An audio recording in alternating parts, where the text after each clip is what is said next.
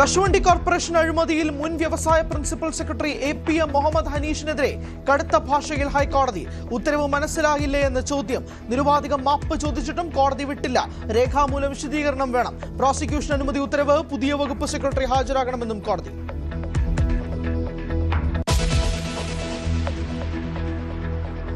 പേരാമ്പ്രയിലെ announcement വിവാദത്തിൽ അന്വേഷണം ഊർജിതമാക്കണമെന്ന് ഫാത്തിമ തെഹ്ലിയ. കാഫിർ സ്ക്രീൻഷോട്ട് വിവാദത്തെക്കാൾ ഗുരുതരം. PM ശ്രീയെ അനുകൂലിക്കാൻ ലീഗിന് കഴിയില്ല. കഴിഞ്ഞ സർക്കാർ ഉണ്ടാക്കിയ കെണി ഈ സർക്കാർ പരിഹരിക്കും. നിലവിളക്ക് കെടുത്തിയതിൽ നിലപാട് പറഞ്ഞും ഫാത്തിമ തെഹ്ലിയ. അഭിമുഖം ഇന്ന് ന്യൂസ് 18.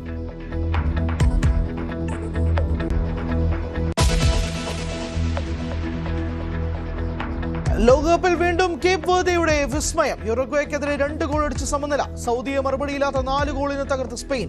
ന്യൂസിലൻഡിനെതിരെ ഈജിപ്തിന് വിജയം. ബെൽജിയം ഇറാൻ പോരാട്ടം സമനിലയിൽ. 2ാം ജയം തേടി അർജന്റീന ഇന്നിറങ്ങും.